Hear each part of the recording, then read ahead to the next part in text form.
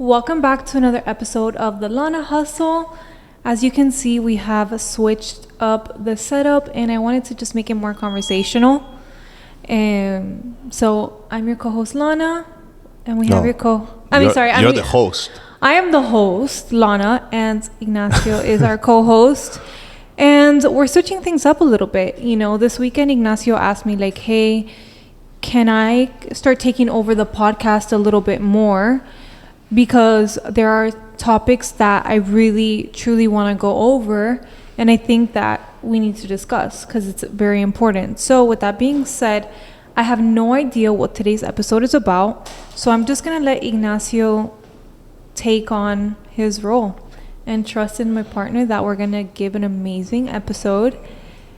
And let's get into it, babe. Let's get into it. I wanted to say thank you for allowing me to do this. I hope that I add value not only to you, but to the audience. And the reason I wanted to do this is because I feel that there's a lot of things going on right now on the world. And since we got closer to God, the need, I think it's two things. Is since we got closer to God, we became aware of the big responsibility that we have as parents and the world that we want to see for our kids, right? So it's not that we change our direction in a way, like we were always, and we still are very business driven and focused on that. But at the same time, I told Alana, like, look, you have a great platform. It would be great if, aside from giving your audience business tips and values, you can share also your views on the world so we can have a better world for the next generations to come. But before getting into all that stuff, I want to ask you if you remember, okay, what was it for you to get to where you are at today? I think that you share your story a lot on social media, but you just share the work, I guess. I want to know more of what were the things that mark you growing up that made you as driven as you are and as driven and focused as you are. You know, you have, from my perspective, knowing you've always had this thing in your shoulder as to like, I'm going to miss out on the opportunity, or things are going to be taken away from me, so that push you to keep always doing. But what is it that actually stuck on your childhood growing up, or did you see it from somebody? What is it that made you different from where you started to where you're at today? Does that make sense? I'm thinking, I'm going back into. They are deep questions, so. I know. I'm going way back. I'm trying not to cry. But babe, you can help people. So I know. I'm just trying to like compose myself so I can actually speak.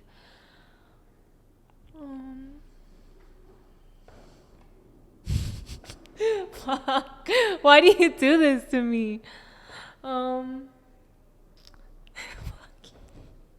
Okay, I'll keep talking so you can think, but it's like for me, and I'm not here to, enlighten you more than what you are, but the truth is that when I met Lana, she gave me through social media, she gave me a completely different view of who she was from when I met her in person. When I met her on social media, and this will drag into the next topics, but when I met her on social media, she was a hustler, but she was another Miami girl, like straight up.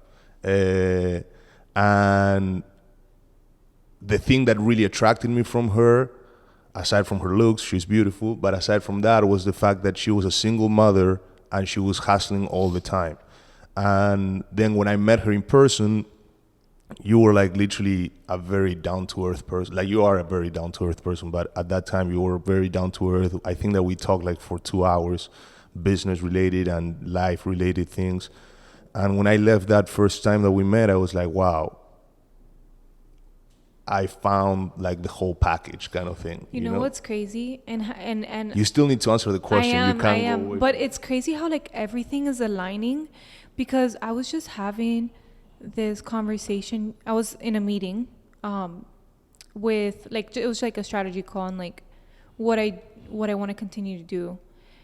And you know, the person was like, wow, Lana, like we need to share those things, because all we see is the grind, but we don't actually see like who you actually are. And they don't even see the grind. They just see the end result of That's the grind. yes, that's what they said. And it's crazy how you asked me that. So I'm like, holy shoot, like God knows exactly what he's doing. But I guess some moments going back to my childhood is like, I felt like I was always walking on eggshells, just coming from like parents who were addicts and were abusive, and just always feeling like I need to be quiet, I need to be reserved so that I don't get in trouble, so I don't get hit, because I don't know when the next time my dad is going to come in and be drunk, and then my parents are going to fight. And it's crazy how I didn't remember any of that until I started actually like going back and tapping into those things. So I felt like what led me to being here today is creating safety for myself, and having that passion to create safety for myself then led me to being passionate about making others safe, without rescuing, and just, creating an environment where like we're safe, and you can be whoever you want to be, through work. I think that there's something else that you didn't mention, which is like, I do believe that every success story has always doubters and people that tell you that, or you're not going to do anything, or you're not going to achieve anything. Okay, yeah. And I was always like the middle child, so I don't know. I know that, for example, like going to school and having to wear uniform. Why? Why do I have to do that? That's a little bit rebel of you, but yeah. I'm like, I just want to wear what I want to wear, and like I want to be in control of what I want to wear. And then just always like being laughed at for wanting to be different, and then being looked down on because I didn't know exactly what I wanted to do. But I always worked. I just didn't know exactly what I wanted to do until, I tried different things. So I feel like that's another factor that led me to being where I am, just like being able to create without being judged, and creating while helping others, like, which is something that I feel like I've always wanted. And I always wish I had that person like in my life to tell me like, you got this, you're great. And yes, my mom did tell me like, you're special, you've always been different. I think though, if you would have that person telling you that, oh, you're great and stuff like that, you would not have achieved what you achieved. And this kind of brings one of the topics that is going on today in life. And by the way, the reason I reach out to Alana to tell her, can I take over the topics, is because last Sunday we were at church, and our pastor killed it with like different things that are going on right now on society. And I left church and I was like, damn, we need to do our part. And this goes to everybody, even if you are against of the way I think that you always need to do your part for what you believe, and stick up for what you believe. And I think that we were not doing that for sure. And a lot of people that agree with the things that I believe don't do it either because they don't want to offend other people, you know, where on Which I caught myself doing that. where in the other side of things, people that think opposite to what I believe, they don't mind offending. They don't care in offending. They just stick up for what they believe. So going back to what you were just saying is like, I think that if you would have had that entitlement grown in you when you were coming up, I don't think that you would be where you're at today. I don't think that you would have fought so hard for the things that you have. And that's one of the biggest issues right now that And I'm still fighting, by the way. Yeah, well, but I feel it's a it's journey. constant. It's constant. Like, Yeah. it's always levels to things. Yeah. And I'm just like a person that I'm always seeking for improvement. I never say that I know it all. And the moment that I say I know it all is the day that I stop growing. Yeah, God punishes you. Yeah. There. It's like there's always room to grow, and the higher you go on the ladder, the more people you're going to have shitting on you and telling you that you're not good enough or that you're this or that you're that. Yeah. But then there's going to be a small percentage of people that are at the level that you are at that are actually the ones that you want the recognition from. I don't want the recognition from somebody that is 10 steps behind me. I want the recognition from somebody that is 10 steps ahead of me, because that means that I'm on the right track. So I do believe that all those things that maybe at the moment you've seen as like, why me? Why I was born in these circumstances? Why my parents were like this? Why? I never asked myself You never asked why. yourself why? You were just going? I was just going. That's interesting. You That's know? very interesting.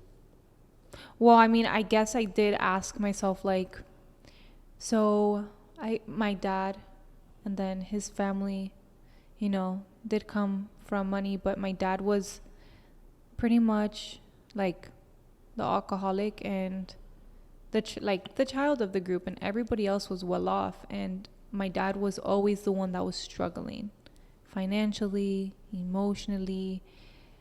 And sometimes I'm like, damn, like my cousins have it so good.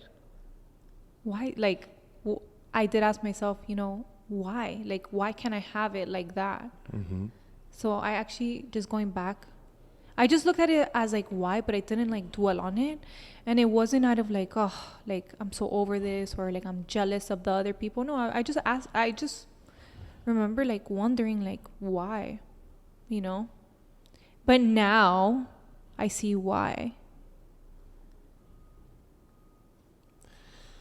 One of the things that I following on that trend that I was going to say is, like, for me, I'm the complete opposite, right? I was born entitled. I grew up entitled. By 18, I was living alone in one of the best areas in Argentina. I literally took over an apartment that my parents have, and I was not paying my bills and I was not doing anything. But for me, it was when I got an offer to go and play in the UK. My agent fucked me, and he made me sign a contract that I thought at the time that I was going to be making a lot of money. And then when I got there and they did all the paperwork and all that stuff, it came down to $800 a month. And that was a blessing. Like, at the moment I didn't see it, but that was the biggest blessing that happened to me in my life, because if I wouldn't have that moment of realization of how hard things actually are out there and how hard you have to work for things, I would have been an entitled bitch my whole life. And I'm very grateful for that moment. I look back and literally the size of my apartment was the size of those two rooms together. And I had my kitchen, my bathroom, and my bed there. And I would call my mom once a day for a month, crying, telling her that I wanted to go back. And for the first time, my mom said, "No, that's what you wanted. You're staying there." Mm-hmm. And as I said, it was the best thing that ever happened to me.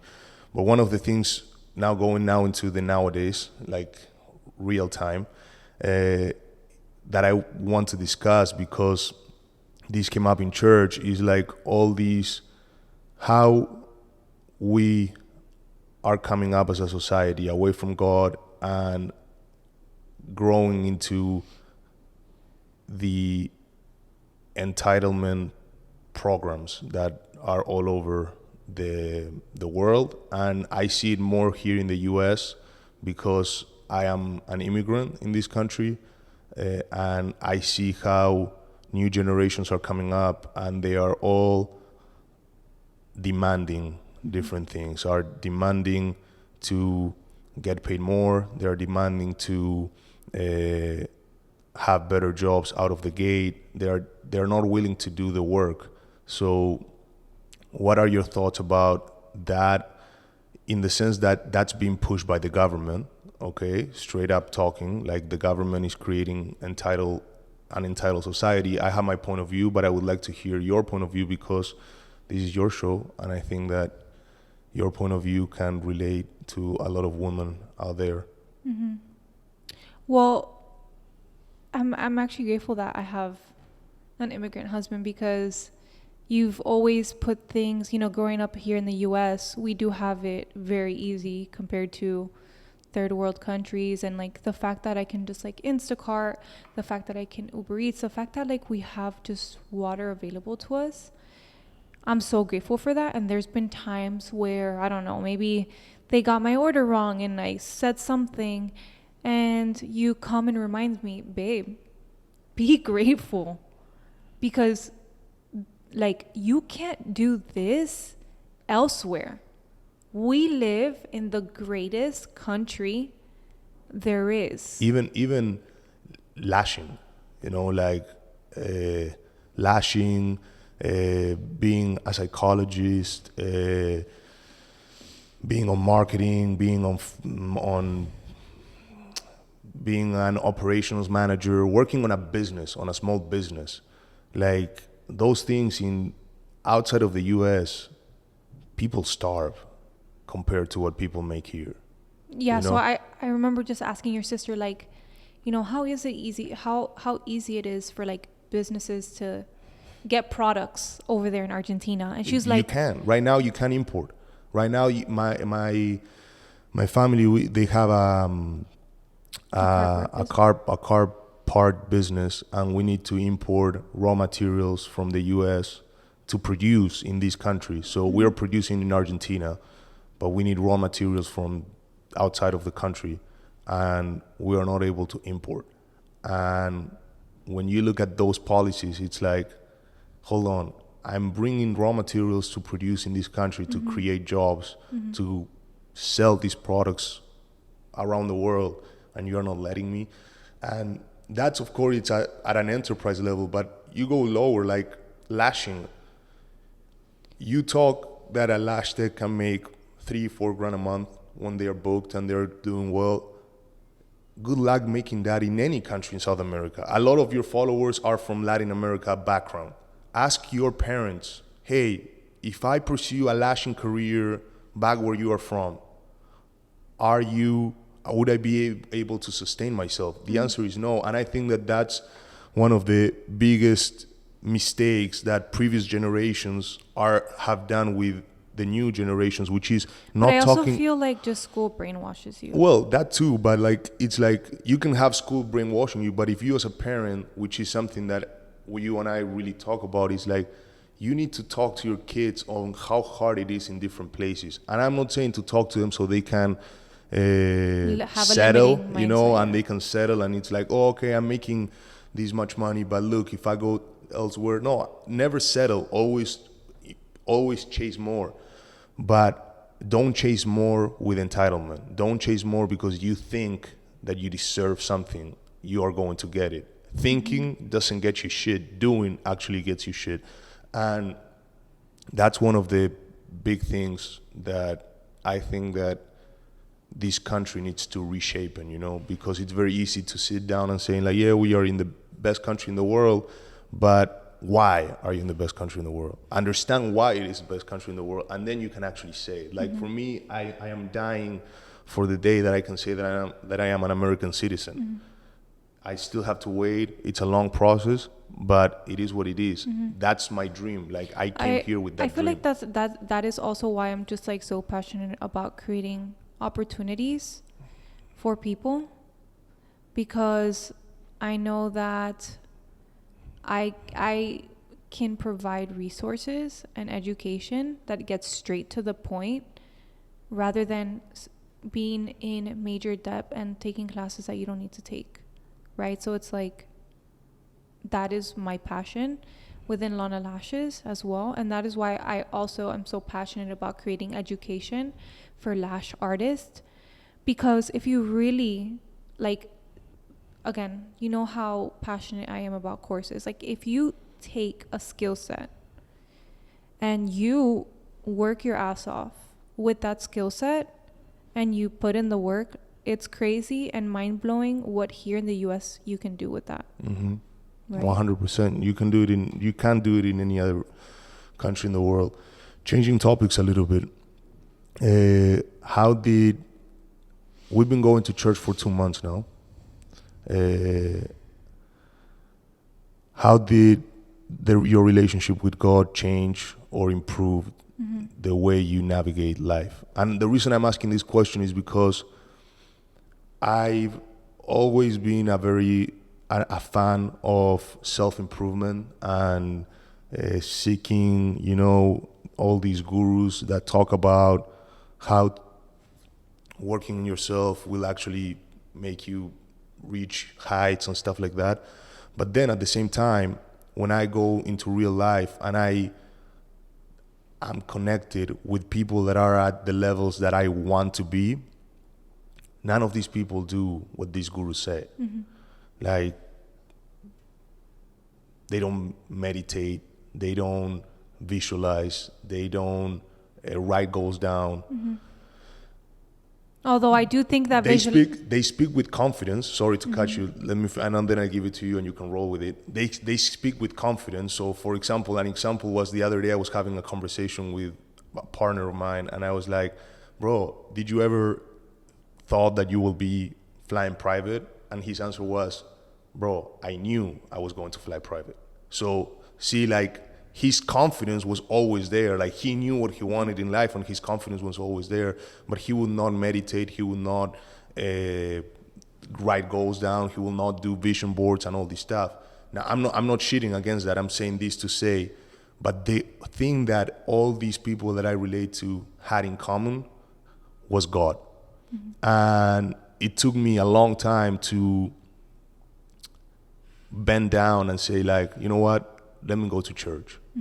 And that was the best decision that I made in my life, because I've never been with so much peace and confidence in me that no matter what I have going on, good or bad, I know that God has a plan for me and that He has my back. And I'm not saying this on the other end to kind of settle myself, like, oh, just because God has my back and has a plan, let me just chill, go to the beach. And no, I still have to do my part, but I know that as long as I do my part, God has a plan for me and has my back. So how did your relationship with God change you? And you can attack me back on the on the meditation, on the visualization boards and the goals written down. As far as meditation, there's different forms of meditations. So one form of meditation is just being present and looking at the things around you and not seeking the future or the past. I think that's a beautiful way to meditate. I think it's also great to regulate your nervous system, especially since, like, for me, I'm always on the go, just even though I don't take 20, 30 minutes to meditate every day in this position, doesn't mean, right, that I don't meditate. Again, I was just like, sometimes I'll just stare and I'll be in that stare because it feels so good that I'm here. So I feel like... Yeah, when I think that she's not even listening to me. Yeah, but she's I'm... like, babe, are you okay? I'm like, yeah, I'm thinking. I'm like, how the fuck do you think like that? But okay. Because I'm here, And when I'm thinking, I'm talking, and now that, I know that God listens, I'm most likely talking to him. Like yesterday at 3 a.m., my thoughts were so loud. And then I have Adriano, baby shark toot toot. And I'm like, oh my God, God help me, please. I was just talking to him. And then I would hear his responses back to me. Right? So oftentimes I thought it was always my higher self, but being connected to God, it's God speaking to me. And it's crazy because today or yesterday I read today, it was a message from yesterday, but I read it today. You know, it's like, I am with you. Some people never hear the bells, but in their lifetime, but now I'm like, oh my God, I've heard those bells before. It was crazy. I've heard like chimes, ding, ding, when I was down on my knees crying, asking God, like, please help me. I don't want to think like this. I don't want to behave like this. Please, I'm asking for change. And then bing. So I'm like, holy shit, you know, God is real. Mm-hmm. Jesus is real. And I don't know, I wake up every day, no matter however I'm feeling, I put it on God. And I know that He has everything written out for me. And whatever I'm facing, it's for a reason, right? So He's shown me, like, you know, look what happened last year, but you got through it. And just having like His remembrance and being able to speak to somebody at all times, mm-hmm. and knowing for a fact that, you know, I can ask Him for whatever I want, it's very comforting. And, you know, before church, like, siempre me dio pena to ask. I've always been the type of person, and you know this, it's so hard for me just to put my guard down and ask. And even with God, like, siempre me dio pena, like, how can I just ask without, like, you know, praying every day, right?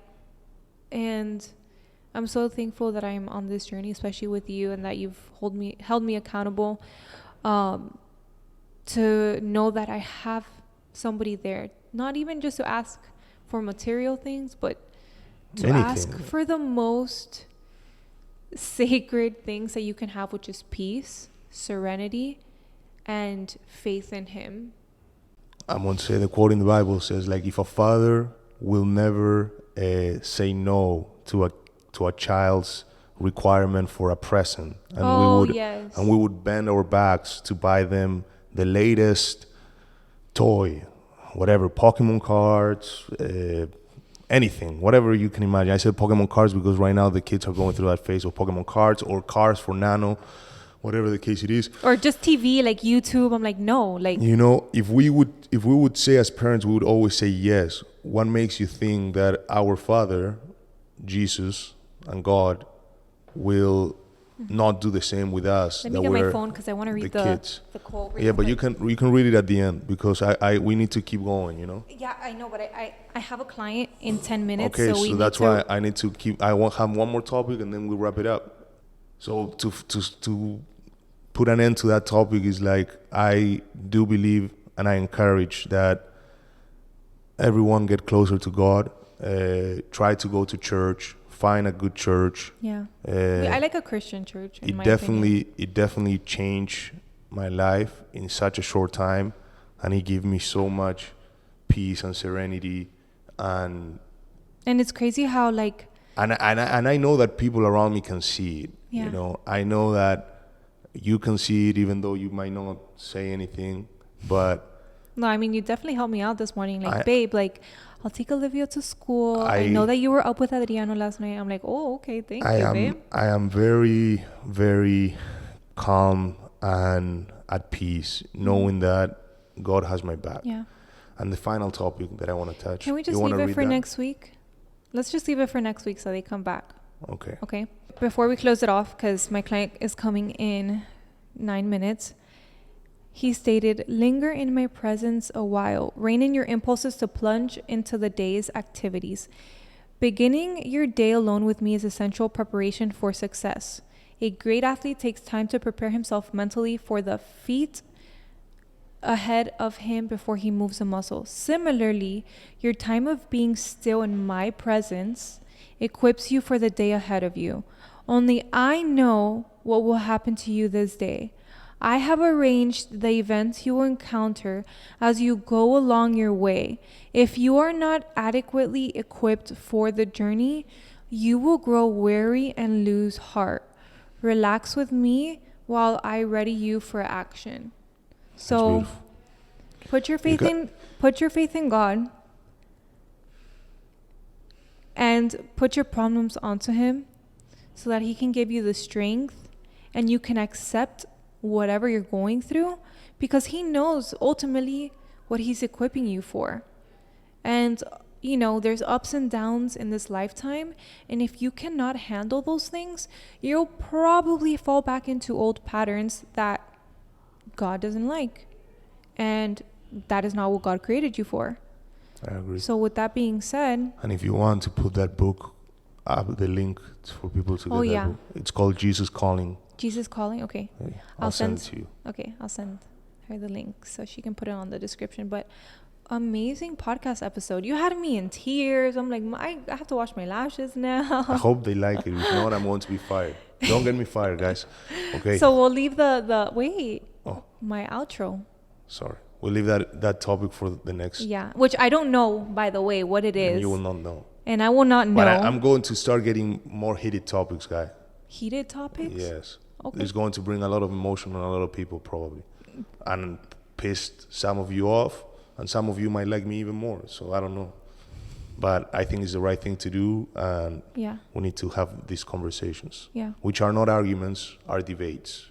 Oh, okay. All right. But anyways, to close this off, I love you when you look at me like that. But anyways, don't forget to subscribe to this podcast, give it a thumbs up, and share it to somebody that you know needs this episode. I love you all, and we'll see you next week. Bye.